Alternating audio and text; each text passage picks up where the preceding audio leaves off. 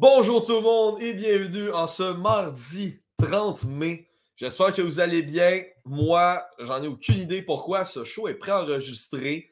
Donc, on ne sait pas le résultat de la game des Stars face aux Golden Knights. Je suis désolé, PO. PO qui va être dans le show. Mais PO, je suis désolé pour toi, mais j'ai dit les Stars pour la coupe. Pas dans les prédictions, parce que les prédictions, j'ai peut-être le tableau le plus bâché, le plus dégueulasse, mettons.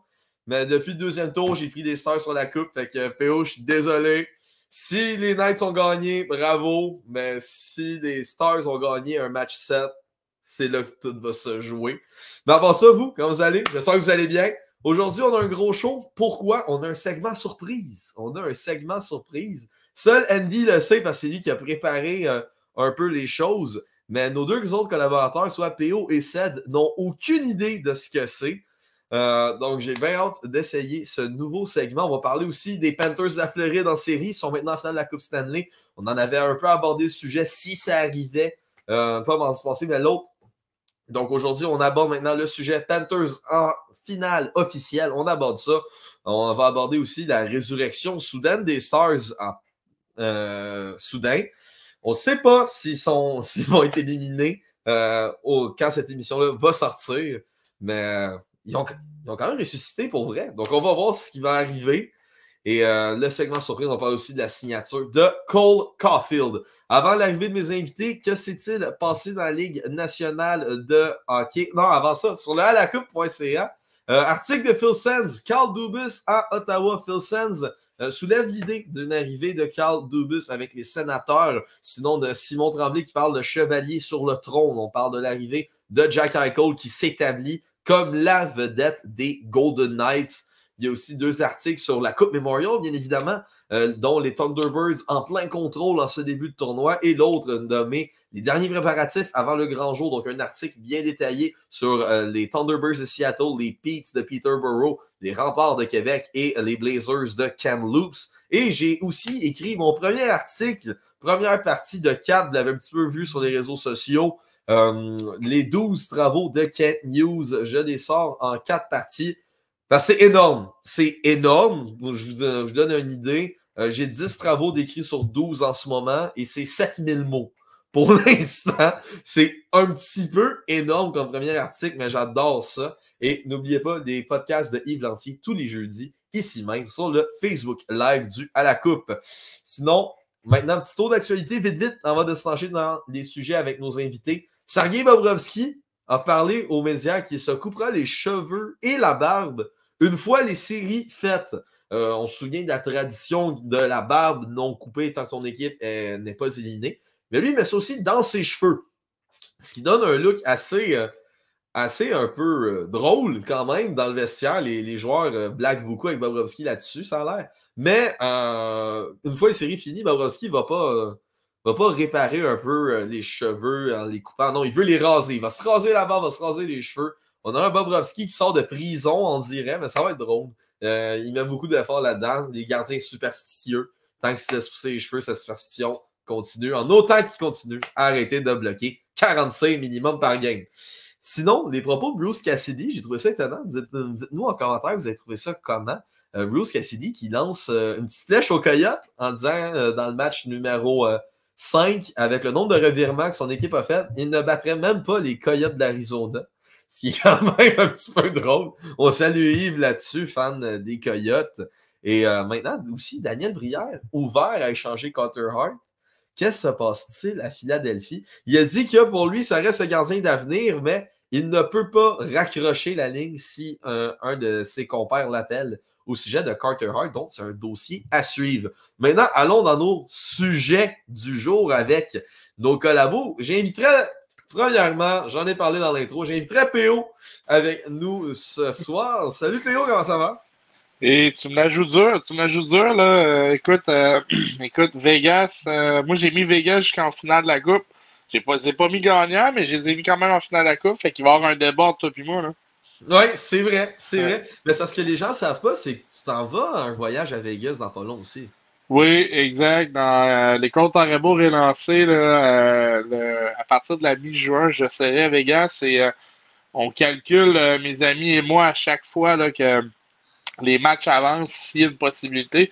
Présentement, les odds sont en faveur que s'il y a match 6 ou probablement match 7 à Vegas, il y aura peut-être un PO qui vous fera une chronique en direct là, de Las Vegas. C'est la seule raison pourquoi je te souhaite que Vegas passe. Mais sinon. Ben, ou sinon, s'il gagne la coupe, je pourrais peut-être aller à la parade, là, mais bon, on verra. Oh, gars. Je te le souhaite, mais je veux tellement pas. Anyway, tu le sais que pour Sam, on a une haine pour cette équipe-là. Ouais, exact. Exact. Puis, écoute, pour la petite histoire, un de mes meilleurs amis qui va être avec moi en 2013, non, lors de la première coupe des Blackhawks de Chicago, il était tombé 2010. sur leur parade. Exact. 2010, il est tombé sur la parade, là, tout bonnement. Fait que je me dis que c'est le genre de gars assez chanceux qu'on tombe tout bonnement encore sur une parade de la Coupe Stanley quand on va être là-bas. Donc, ça serait hot. Ça serait très cool. Ça serait cool. Maintenant, j'invite un habitué de NDS, Cédric, qui vient avec nous. Ced, comment ça va? Ça va très bien et toi, mon beau Loric? Ben oui, hey, Ced, je t'ai teasé un peu avant de t'inviter avec le segment surprise. As-tu une idée c'est quoi ou t'en as zéro? Ben, moi, ce que je pense, c'est les questions là, d'un quatre coins. Là. Ouais. Ben écoute, c'est un bon guess. C'est un bon guess. Tu vas juste savoir, rendu là, anyway. Je vais juste savoir ton guess. Non, mais moi, je pense que c'est ça parce que je pense que c'est lui qui est le plus comme facile à faire, entre guillemets. Là. La seule réponse que je peux dire, c'est tu vas voir. Ouais. Anyway, Ced pour PO, Ced, t'es un habitué d'NDS. On a fait plein de mini-jeux, plein de segments comme ça. Fait c'est pour ça que Ced, il y a des guesses. Mais c'est peut-être ça. Oui, on a même fait un petit peu quelques jeux là, pour se dégourdir. Donc oui, effectivement. Oui, effectivement. Des jeux qu'on ne peut pas faire ici. Non, malheureusement. Et maintenant, accueillons le maître de l'émission, le technicien derrière cela, et nul autre qu'une bonne tête de hockey aussi, il faut le souligner.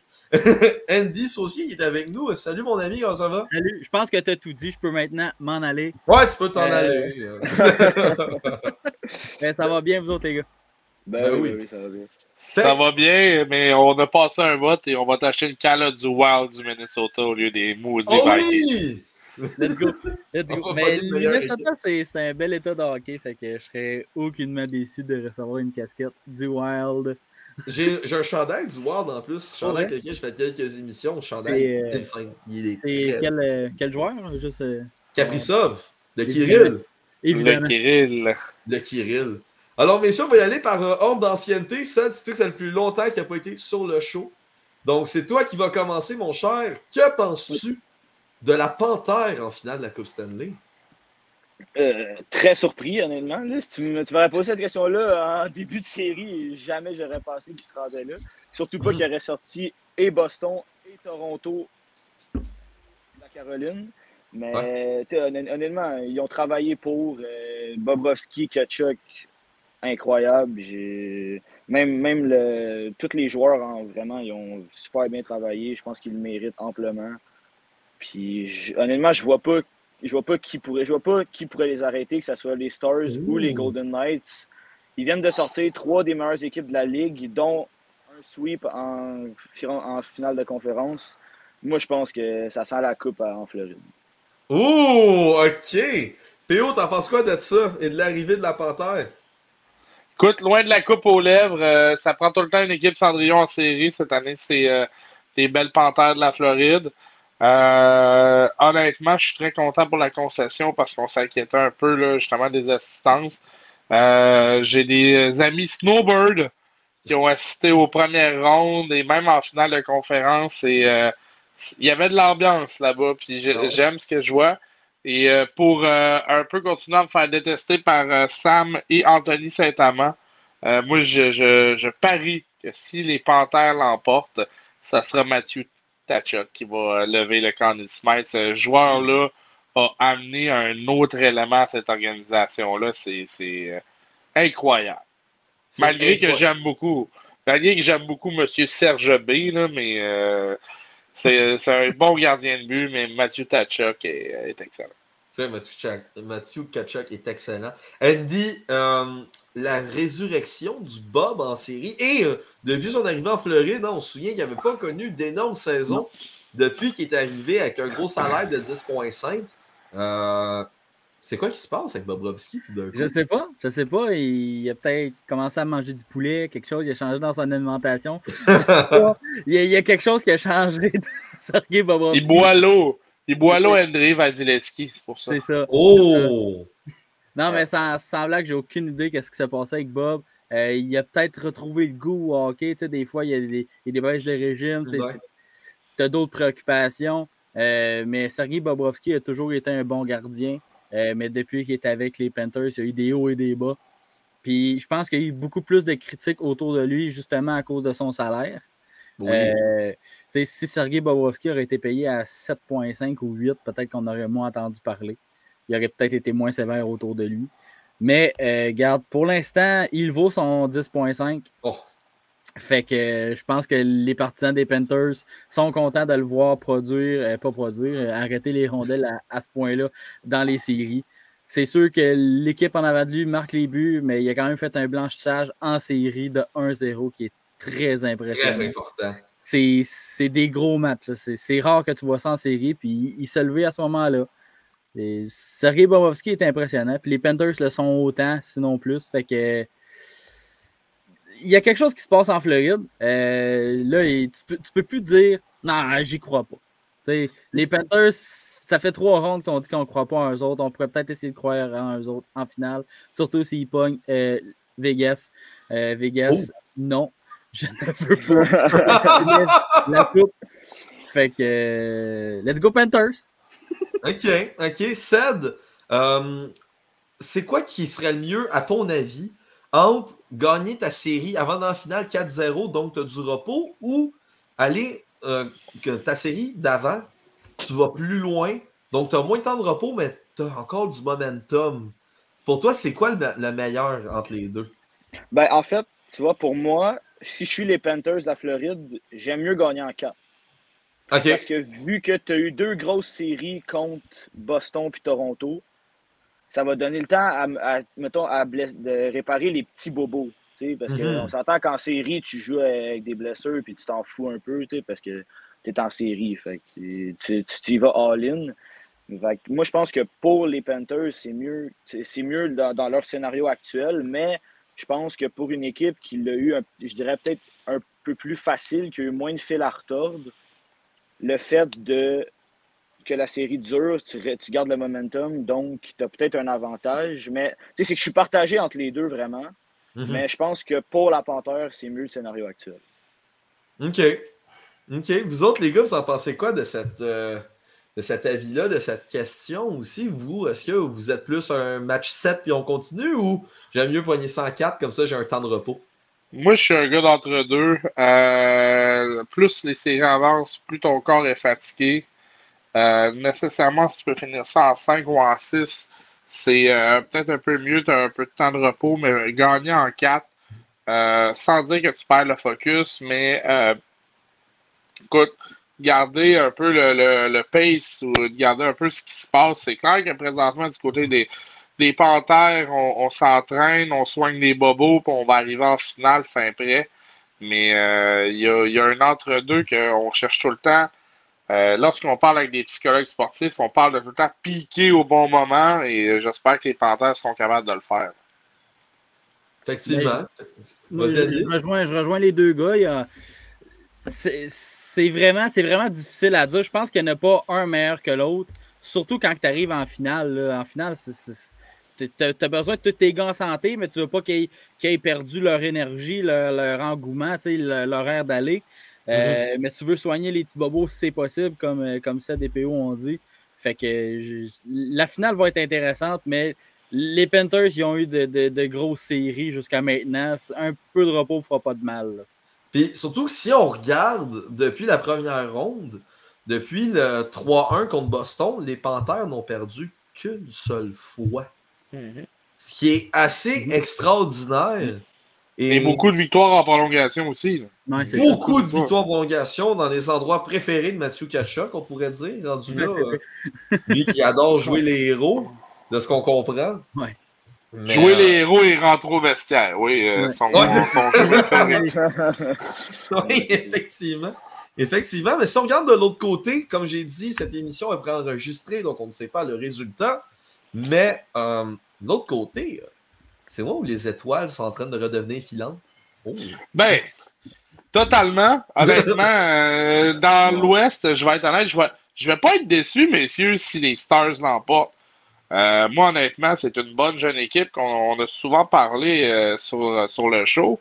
Jason Robertson ne faisait rien jusqu'à maintenant et il vient de revivre. Jamie Benn va avoir sauvé ses séries avec malgré sa pénalité stupide et coûteuse. La chute entre guillemets. Chute. Puis tu sais, Jake Ottinger ne jouait peut-être pas très bien devant les buts et là on est en train de virer la pression de côté. Maintenant, bon, ce qui arrive du côté de Vegas, quand on y va en analyse, ça peut arriver que tu en ailles une mauvaise dans le corps. Bruce Cassidy l'a mentionné lors du dernier match. Est-ce que la pression virait de bord vraiment à 3-1? Non, je crois que le momentum demeure du côté de Vegas. Et on va peut-être vouloir justement finir ça au plus vite pour atteindre déjà une deuxième finale en moins de 10 ans pour l'organisation. Là, je vais poser une question en deux temps. La première sera Andy, la deuxième à Ced. Andy, tu es le coach des Golden Knights. Ça fait 2 games de suite que tu perds. Tu menais 3-0, là, c'est rendu 3-2. Tu dis quoi à tes joueurs dans le vestiaire? Moi, honnêtement, je leur dirais, aussitôt que la puck est droppée, tu donnes ton 120%. Ça, c'est facile à dire, mais dans le sens que tu dois marquer le premier but. Le premier but va être important. Tu dois être partout. Tu dois être sur l'échec avant, la première mise en échec. Tu fais tout pour donner la vidéo aux Stars jusqu'à marquer le premier but, puis tu continues là-dessus. Parce que le premier but va donner un doute aux Stars. Puis si les Stars marquent, ça va donner un doute à Vegas. Crème, on va-tu en perdre une troisième à soir? Puis c'est ça. La pression est vraiment sur Vegas en ce moment. Fait que Vegas doit marquer le premier but. Puis ça, je vais te poser une question, mais du côté des Stars de Dallas, toi, en ce moment, tu étais 0-3, tu es rendu 2-3. Tu peux gagner le prochain match et forcer un match numéro 7 à la maison. Qu'est-ce que tu dis à tes joueurs si t'es Peter DeBoer?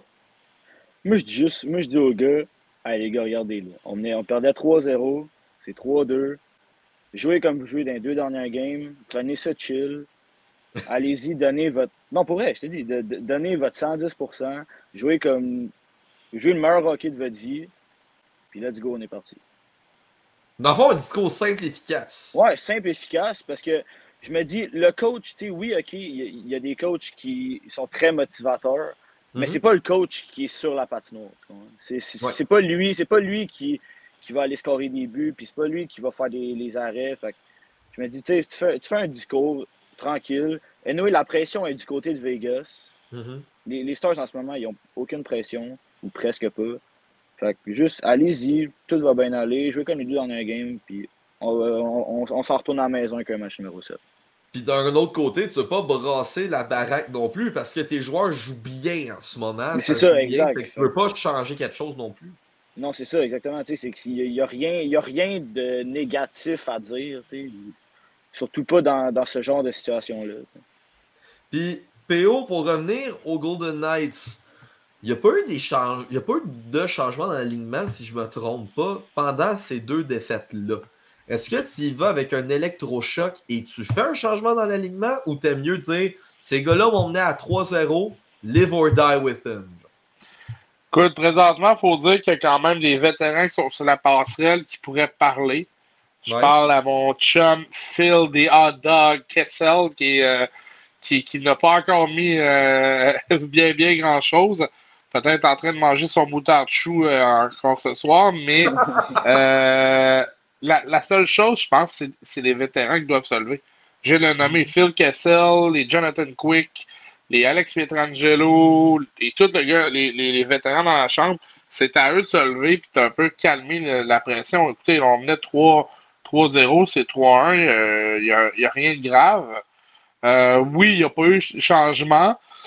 Il faut se rappeler aussi que c'était serré. Écoute, pour amener la série à 3-0, on a eu quand même 2 victoires en prolongation. C'est pas une série qui est facile là, de part et d'autre. Là, c'est serré. Moi, est-ce que j'amène des changements? Écoute, jusqu'à maintenant, on a eu assez de changements chez les Golden Knights, juste à penser chez les gardiens de but depuis le début des séries. Donc, je pense que la continuité, si du côté de Bruce Cassidy, il choisit ça, c'est pas un mauvais choix. C'est pas un mauvais choix. C'est pas un choix. Du côté des Stars, j'ai eu la notification. C'est seulement Olofsson qui sort pour le retour du capitaine, bien évidemment. Jamie Benn qui revient, en espérant que ces 2 matchs l'aient calmé un peu. Hein? Lui qui était littéralement, on pourrait dire, un chasseur de tête sur la classe. Il s'est dit... Fallait bien qu'il sortienne à quelque part en tombant. Là, ouais, mais c'est ça, tu sais, il a dit qu'il a tombé. Face à Max Stone, à Mark Stone. C'est vrai que moi, quand je tombe, je fais ça de même dans la face à quelqu'un. Ouais, c'est ça. Mais... C'est bien connu. C'est bien connu. Tu tombes et tu frappes. Ben oui. Et voilà. Des mises en échec partout, hein. Peu importe.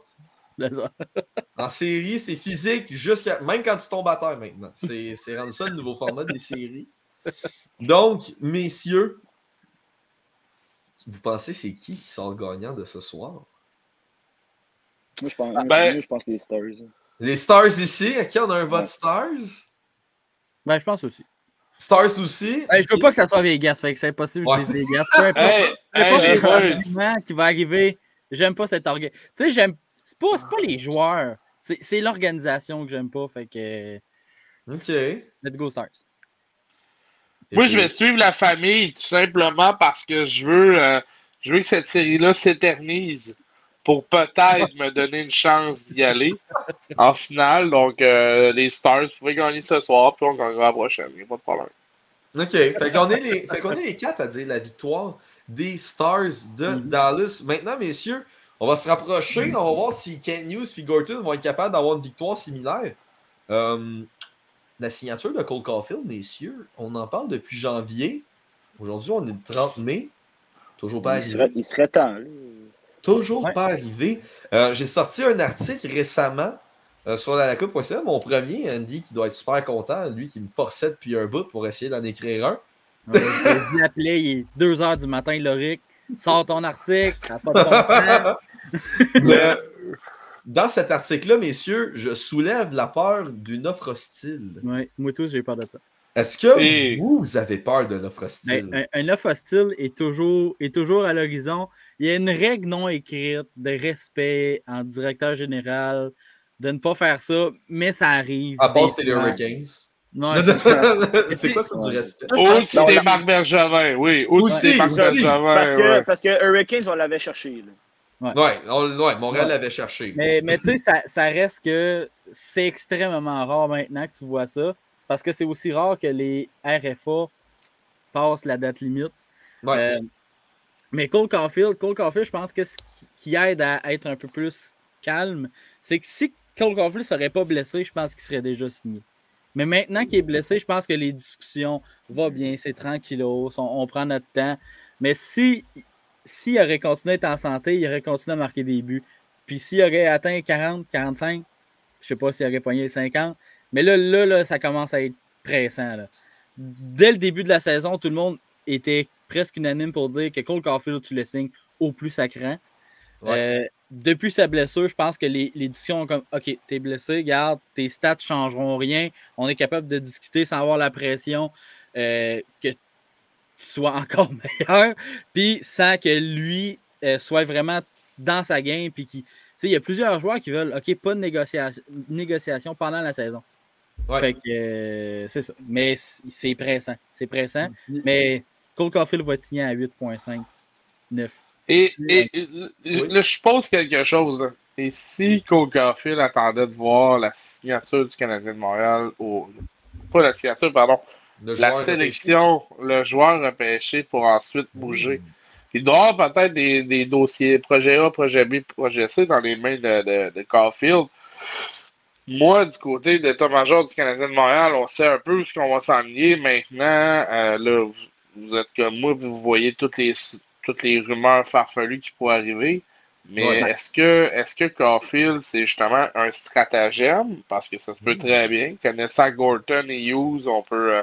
L'an passé, on nous a mis de la poudre aux yeux, on repêche premier, puis finalement, on va aussi chercher Kirby Doc. Fait que moi, je me dis que tout peut arriver. Kent Hughes pourrait faire un draft day la suite et nous faire le soir du draft, je sélectionne mon ami Will Smith et by the way, je signe Cole Caulfield 8 ans, 8.5, drop the mic. Il s'en va. Moi, il n'y a plus rien qui me surprend. Donc, mais de là à dire qu'on commence à jouer pour le feu, avec le feu, je suis d'accord avec vous, messieurs. Là, faut que ça aboutisse. Ça va aboutir parce qu'il y a des GM qui se disent présentement là, qu'ils n'ont plus rien à perdre. Un joueur de la trempe de Caulfield. C'est ça. C'est dans presque un mois, là, exactement. Ouais. Ça n'a. Faut le signer. T'sais. Puis comme tu dis, Loric, une offre hostile, ça peut arriver. T'sais, tu peux pas dire, OK, il n'y a personne qui va en faire, on va prendre notre temps. Il faut vraiment signer Cole Caulfield. Puis comme P.O. dit, Cole Caulfield, on en entend encore des affaires. Là, il est petit, puis là, il est blessé. Puis... Mais Cole Caulfield va t'en scorer 40 à chaque année. Cole Caulfield est game changer, ça n'a pas de bon sens. Il y a des games qu'on n'aurait pas gagné avec lui. Il a scoré un but ou deux dans chaque game. Cole Caulfield, c'est ça sa job. Puis des scoreurs naturels comme ça fait longtemps qu'on n'en a pas eu. Il y a eu Max Pacioretty, mais Cole Caulfield est électrisant. Tu as besoin de gars comme lui. Écoute, je vais citer un grand poète québécois qui disait « Un marqueur naturel, c'est comme de l'or en barre. Quand t'en as un dans ton club, faut pas que tu l'échanges parce que c'est une denrée rare. » Donc, c'est le feu Bob Bissonnette qui disait ça. Je crois que ça vient de résumer un peu les propos. Là. C'est comme... Puis Seth, je veux te ramener à il y a environ 2 semaines et demie, 3 semaines, la dernière sortie de Jeff Molson dans les médias. Ça a fait poser la question, Cole Caulfield, c'est quand qu'on le sait? C'est quand? Puis Jeff Molson avait dit, pas nécessairement aujourd'hui, mais on est très proche. Je dis pas de rester sur vos téléphones toute la journée, mais on est très proche. Hey, bonhomme, ça fait 2 semaines et demie. Ouais. Ça fait 2 semaines et demie, 3 semaines. Il n'y a pas eu de communiqué, il n'y a rien eu. Seth, est-ce que toi, tu commences à avoir peur? Ben, je rejoins les deux gars, oui, c'est sûr. Notre joueur étoile qui n'est pas signé encore, parce que, mettons que le temps commence à presser. Mais en vrai, j'ai confiance en l'état-major du Canadien. Je pense qu'ils savent ce qu'ils font. Ils sont en plein contrôle de leurs moyens. Fait que je vois pas pourquoi on ne reverrait pas le petit 22 l'année prochaine. J'espère porter son chandail. Ouais, c'est ça. Messieurs, en cas d'offre hostile, je pense qu'on a toute la même équipe dans la tête parce que c'est plus facile. Mais vous pensez à qui pourrait soumettre une offre hostile aux Canadiens pour le petit code? Écoute, j'ai lu un texte semi-ludique de nos amis de Balcourbe, RDS. Puis il mettait un scénario catastrophe dans lequel Marc Bergevin est signé par son ami Mario Lemieux à Pittsburgh. Et lui dépose une offre hostile, ce qui permet aux Pingouins de remporter une autre Coupe Stanley avant la fin de Sydney. Et là, je me suis tapé sur les doigts parce qu'en bon fan, j'étais comme en train de me dire, ben voyons, c'est plausible. Mais je me dis, tabarouette, écoute, ça pourrait arriver. Si on l'a vu pour Jesperi Kotkaniemi, je me dis que it could happen, ça pourrait arriver. Fait que t'es en train de me dire que pour toi, les Pingouins seraient surveillés? Ben, dépendamment des qu'est-ce qui se passe au niveau du directeur général. Tu sais, si c'est un gars comme Carl Dubas qui obtient le poste, Carl Dubas, je pense, est un homme respecté, est un gentleman, mais un gars comme Marc Bergevin qui rentre là, n'a rien à perdre et qui veut faire remporter une autre coupe à Crosby avant la fin. Si ça prend un gars comme Cole Caulfield pour venir agrémenter le tout, pourquoi pas? Toi, Andy, dans ton cas, quelle équipe pourrait être l'élu pour faire l'offre style, la coach? Je sais pas, c'est sûr qu'il te faut beaucoup de place sur la masse salariale. Vite comme ça, j'ai les Coyotes, j'ai les Red Wings, Chicago, évidemment. Oh, Red Wings, OK. C'est les équipes qui me viennent en tête qui ont en ce moment de la place sous le plafond. Mais c'est tous des scénarios que j'aime pas. Là. Oh. C'est parce que l'équipe qui prend ça a un marqueur de 40 buts instantanément dans leur alignement. Puis les Canadiens font 2, 3, 4, 5 pas en arrière. T'as l'impression que les Canadiens ne s'aligneraient pas sur l'offre? Ah ben, c'est vrai. Ils pourraient s'aligner sur l'offre. Surtout que maintenant, on ne peut pas faire de signature extravagante. Là. Ouais. Mais comme avec l'offre de Shea Weber. Là. Oui.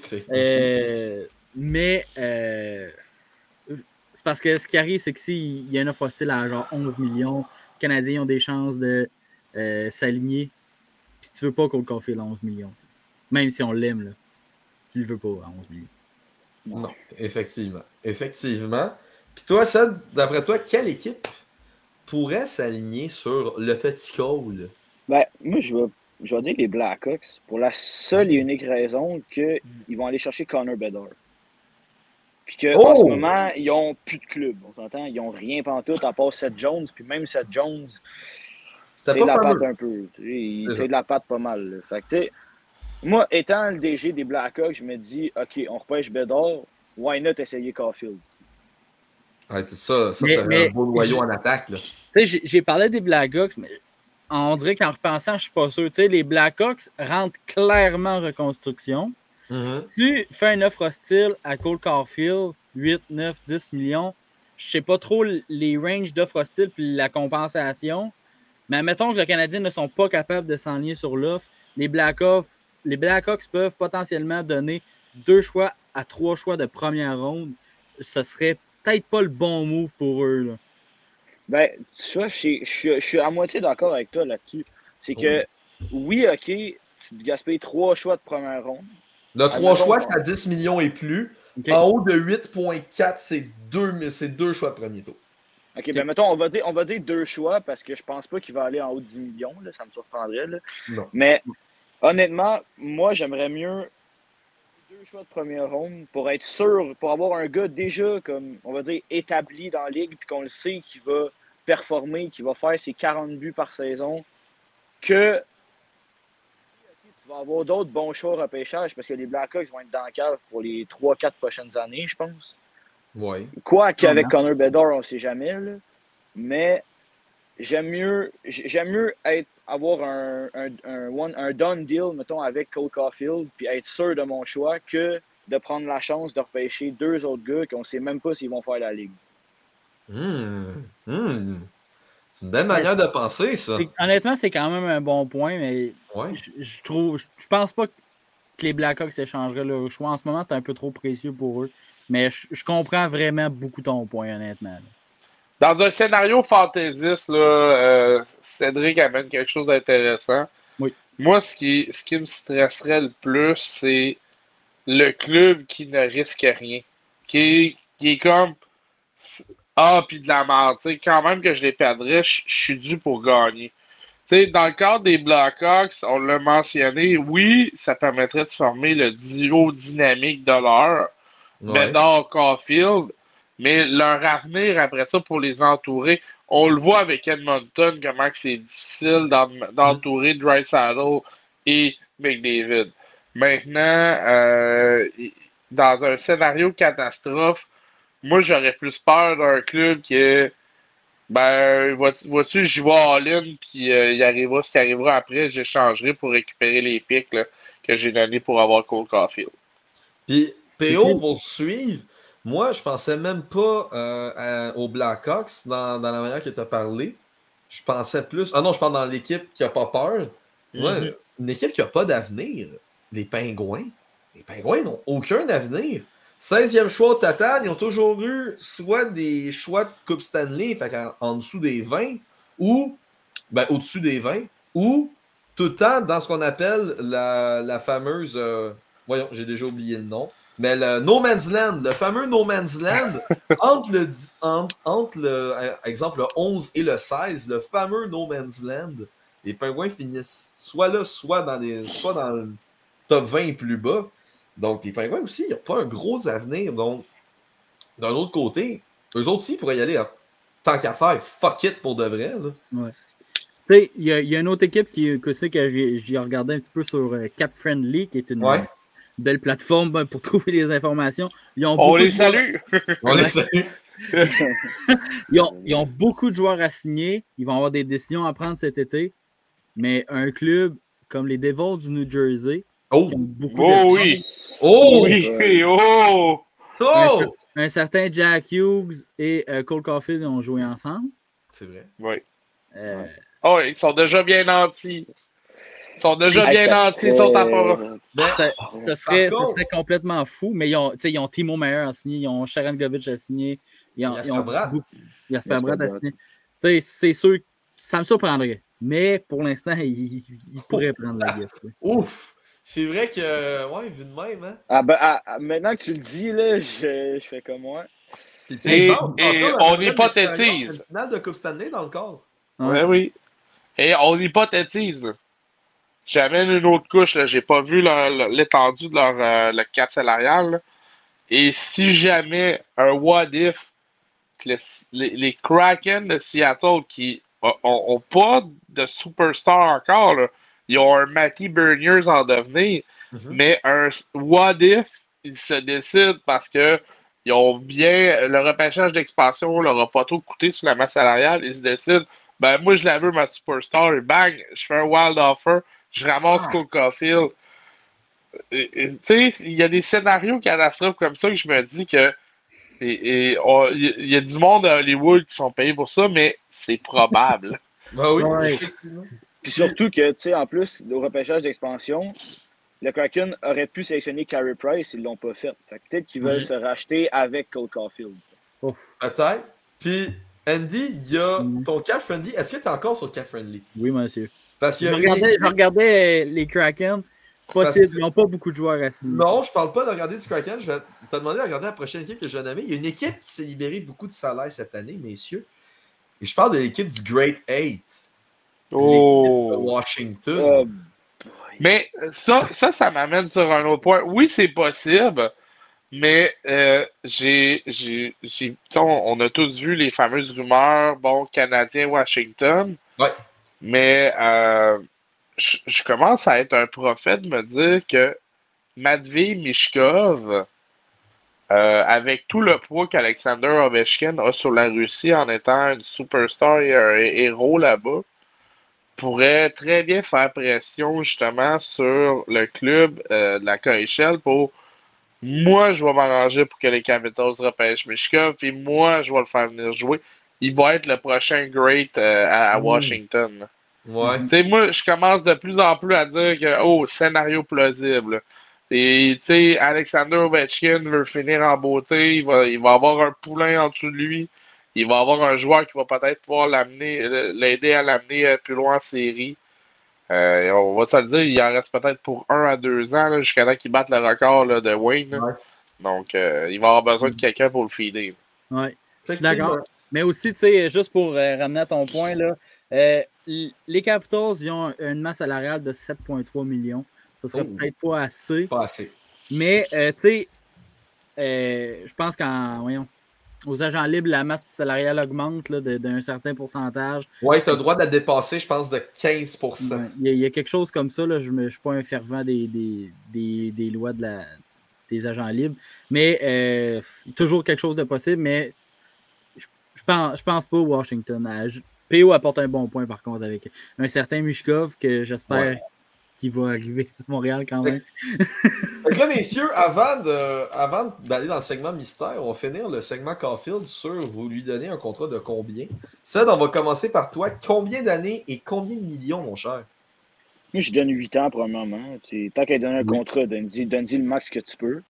Oui. Puis, je donnerais entre 8 et 9. Entre 8 et 9. Et quand, mettons, on coupe la poire en deux, on dit un 8,5. Ouais, mettons un 8,5, là, ça ferait bien du sens pour moi. OK. Là, PO, il y a des petites difficultés techniques, on Oui, dirait. ouais. On va aller à toi, Andy. Ah, OK. Ben, je suis d'accord avec Cédric, tu sais, mais ça dépend aussi qu'est-ce que Caulfield veut, tu sais, mais c'est sûr que si tu peux le signer 8 ans, peut-être 7 ans, c'est sûr que tu le fais. Puis, tu sais, si on est capable d'y donner au moins jusqu'à 7 ans, c'est le contrat de Nick Suzuki aussi. 1.8? Ouais. Ben, non, pas le...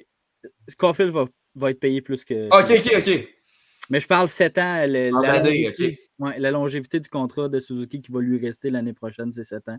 Fait que si tu peux l'avoir à 7 ans pour que les deux arrivent en même temps, au moins. Ouais. Mais c'est 7 ans ou 8 ans, puis Caulfield, ça va être un 8,59 millions. Je ne suis pas inquiet de ça. OK. Et dans ton cas, PO? Ben, écoute, j'écoute ce que vous dites depuis tantôt, là. Moi, dans ma tête, je vais y aller pour plus long que Suzuki. Parce que je me dis, quand Suzuki arrive à échéance, tu vas quand même avoir un Caulfield sous la main si jamais il y a quelque chose. Maintenant, c'est un peu comme on avait vu avec Patrick King et Jonathan Toews, on avait signé sensiblement les gars sur le même salaire. Donc, j'étais un peu cette école de pensée-là. Patrick King était plus le marqueur, Jonathan Toews était plus un all-around, un peu comme Suzuki. Donc, je donnerais sensiblement le même salaire que Suzuki, peut-être un 8,5 pour Caulfield. OK, parfait. J'aime ça. Écrivez en commentaire ce que vous pensez que sera le prochain contrat de Cole Caulfield. Andy, maintenant, c'est le temps du segment surprise. Maintenant, révèle l'image qui te représente pour ce segment. Et oui, je le savais. Ah et oui, on ramène le fameux segment des tirs au but pour les habitués de la chaîne. Alors, c'est simple pour PO et Andy. Chaque coin de filet cache une question écrite par moi seul. Donc, vu que je suis l'animateur, je vais prendre la dernière question restante, évidemment. Et Ced, tu es le OG de ce sujet-là. Je te laisse choisir, soit tu commences ou tu laisses Andy ou PO commencer. Je vais partir le bal. Tu vas partir le bal? Quel homme! Ouais. Oh, quel homme! Tu vas prendre quelle question, mon cher? Je vais prendre en haut à droite. En haut à droite? C'est ça, là, je voulais! En haut à droite, mon cher Ced, que doivent faire les Ducks pour avoir une équipe compétitive? Oh boy! Oh, hein? Hey, c'est une excellente question, ça. Mon Dieu.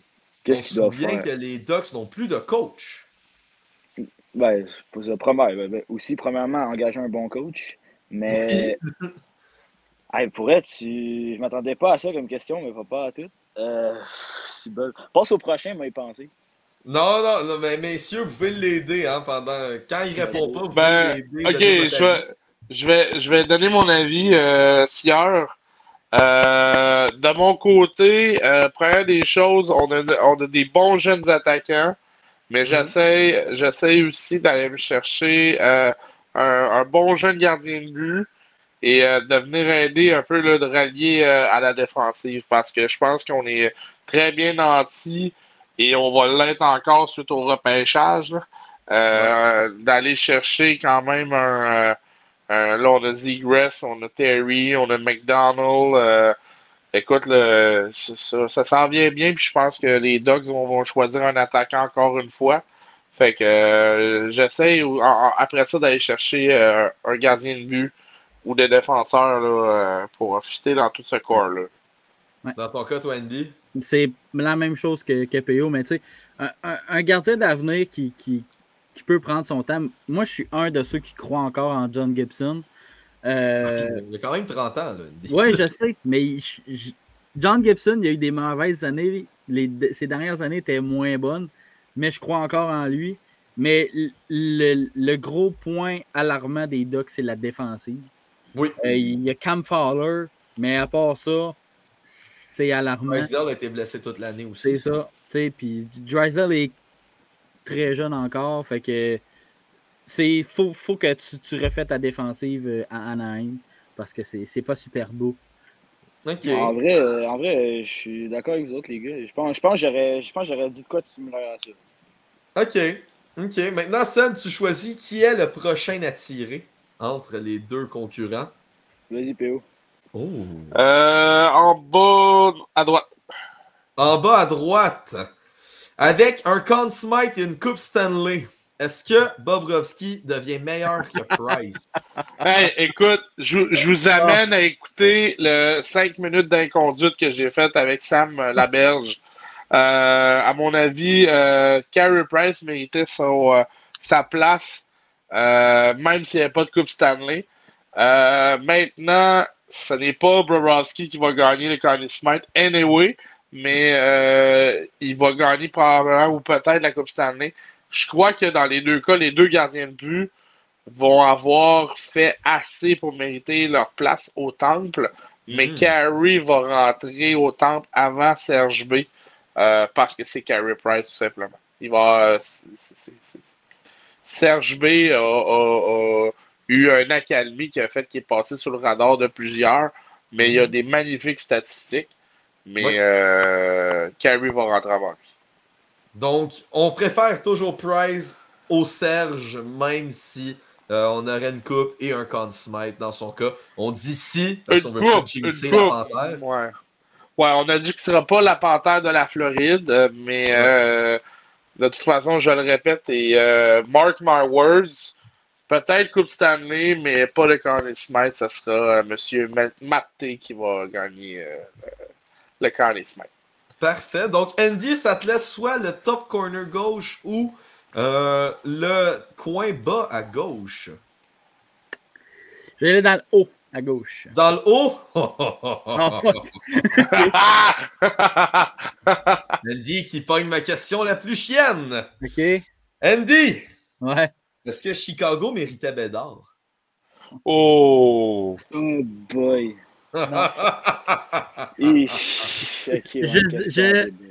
Attends. Je vais aller prendre une marche. Je ne sais... Je vais essayer de trouver mes mots, là. Je ne sais pas si on parle de mérite, mais... Tu sais, ils ont tous sorti, là. Ils ont échangé Kane. Ils ont échangé tous leurs prospects. Des gars qui pouvaient les aider maintenant en Debrincat.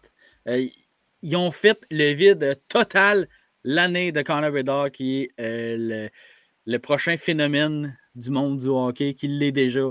C'est un joueur générationnel. Ils ont tout vidé juste avant Bedard. Mais quel adon! Hein?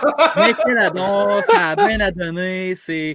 Hey, on a besoin de faire un ménage. Puis, tu sais, il y a un petit... Ça donne qu'il est disponible. Ah, ben, tabarnouche. Fait que Colin, puis en plus de tout ça, il gagne la loterie. Je ne sais pas si c'est une affaire de « il ne mérite pas », mais ils n'ont pas fait en sorte de ne pas l'avoir, là, tu sais. Tout est dans tout, Andy. Tout est dans tout. Fait que je trouve que ça donne bien en sacrament. Ma question, oui, était axée sur les moves du DG, mais aussi sur le scandale qu'il y a eu aussi. Puis tu sais, c'est ça.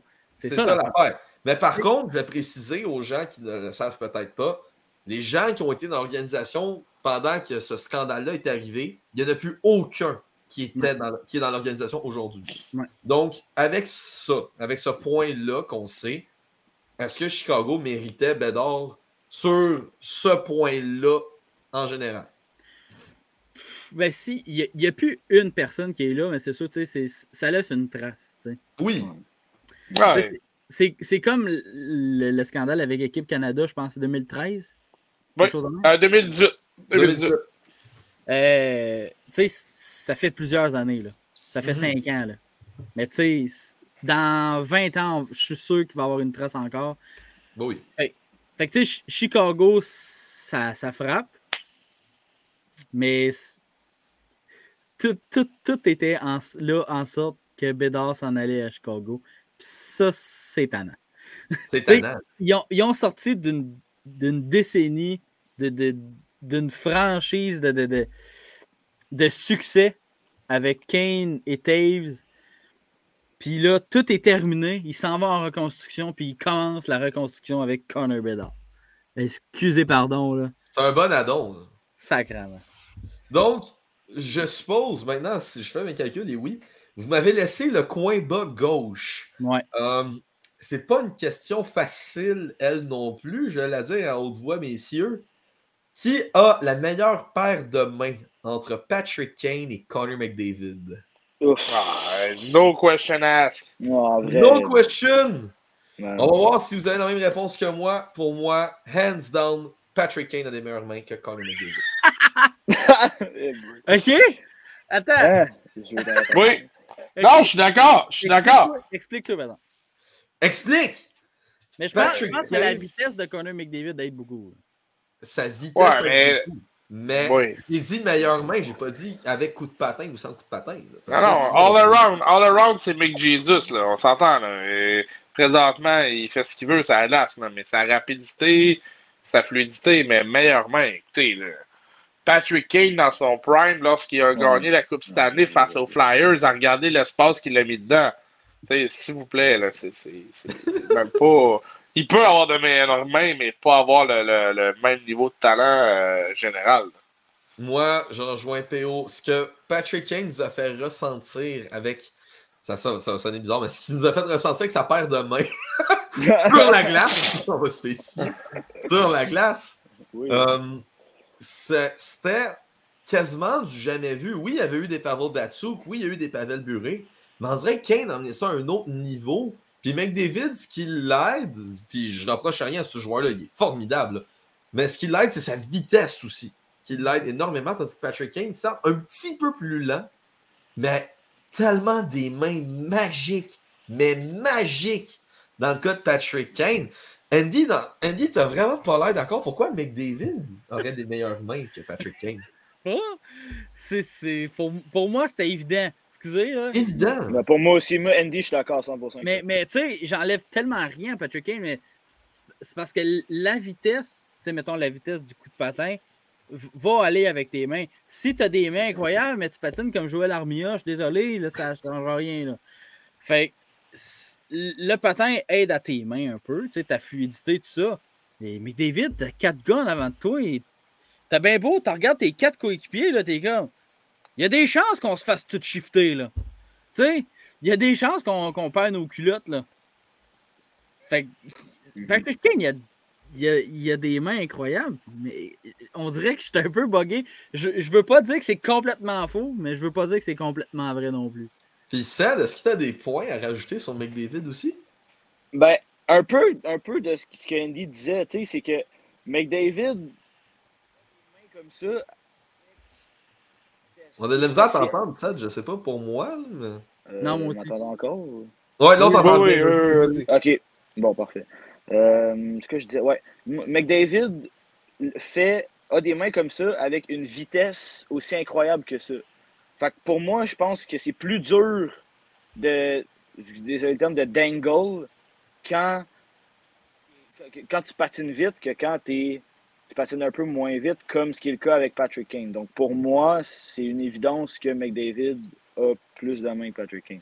Même si Patrick Kane, depuis que je suis jeune, c'est un de mes joueurs préférés, j'ai toujours adoré regarder ce gars-là jouer. Mais pour moi, c'est un no-brainer que McDavid, ses mains, c'est incroyable. Mais on dirait avec ce que tu dis, ça me fait réfléchir plus sur Patrick Kane parce que je suis d'accord que McDavid, il patine vite, fait que faut qu'il garde la rondelle sur son bâton, fait que c'est challengeant encore plus. Mais Patrick Kane, qui est peut-être un peu moins vite, mais s'il est capable de déjouer plus de gars, puis il est moins rapide, c'est encore, on dirait, plus impressionnant. Ouais. Ok, ouais, je comprends ce que tu veux dire. Ben, je suis content que cette question-là a divisé parce que je ne sais pas si ça l'aurait fait autant avec mon ancien opposant McDavid qui était Pavel Datsyuk, que j'avais hésité à mettre contre le McDavid. McDavid, Ouais, mais c'est parce que McDavid, on dirait ce qu'on voudra, c'est un talent pur offensif. Datsyuk, écoutez, j'aurais dit Datsyuk parce que non, ça pas. Ben oui, mais il y a des mains solides, mais c'était le meilleur. Ce gars-là m'a fait aimer le hockey. C'est le premier joueur que j'ai aimé. Ouais. Mais il y a une chose que j'enlève rien à Connor McDavid, mais Pavel Datsyuk est tellement un joueur complet. Là. Oh. Défensivement, il était une peste. Là. Mais c'est difficile. Quand il est parti en Europe d'Atouk, j'ai eu de la peine. Ah, moi, avec. J'ai eu de la peine. Je peux te jurer que Ken Harlan à Détroit aussi, il a eu de la peine. Ouais, moi, bon, je pense que tout le monde est d'accord. Ce gars-là, il y avait encore du hockey de qualité dans la Ligue nationale en dedans de lui. Là. Oui. Ça, je suis vraiment d'accord avec ça. Messieurs, il ne reste que seulement moins de 4 minutes en enregistrement. Fait qu'on va devoir clore là-dessus. Est-ce que vous avez aimé ce segment surprise? Oui, certainement. Ouais, vraiment. Ça a fait du bien là, de revenir aux sources un peu. C'était cool. C'est génial. Ça a fait du bien. Ça a fait du bien un peu de rigoler. Ouais. Mais je vais vous jeter une douche d'eau froide. On arrive à la mi-première période et c'est 2-0 pour les Golden Knights. Donc...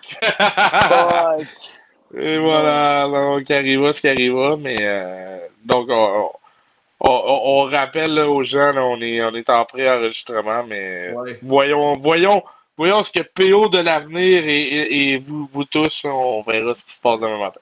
On verra ce qui se passe, mais on sait à cette heure, t'es un maudit briseux de party. Ça n'a pas de bon sens. PO nous garoche ça de même à la fin. Hey! Moi, je veux être à la parade de la coupe. C'est ça que c'est mindset. C'est ça. Fait, messieurs, je suis content de savoir que vous avez vraiment apprécié ce segment surprise-là. Ouais. On va faire comme les credit scenes dans les films Marvel. Ce jeu reviendra. Tu sais, Andy, si tu veux c'est bon. Ce jeu reviendra, bien évidemment. C'est toujours plaisant d'avoir des jeux comme ça. Je trouve que ça divertit un peu les gens. Ça nous enlève un peu des débats, tout ça. Ben, quoi qu'on en a eu un à la fin, mais c'est ça le but. Mais ça rend ça plus plaisant. Ouais. Donc, j'espère que vous avez aimé ça. Écrivez en commentaire que vous avez aimé aussi ce segment-là. C'est la première fois que je l'emmène sur la coupe, la première fois que j'amène des segments mini-jeux de l'ancien NDS sur ce NDS. Je pourrais même dire 3.0 maintenant. Fait que... ouais, c'est vraiment ça. Fait que j'espère que vous avez vraiment aimé ça. En mon nom personnel, Loric Salvaire, celui de Andy Saucier, P.O. Normand et de Cédric Rousseau-Jacques. On se revoit mardi prochain, tout le monde. Salut!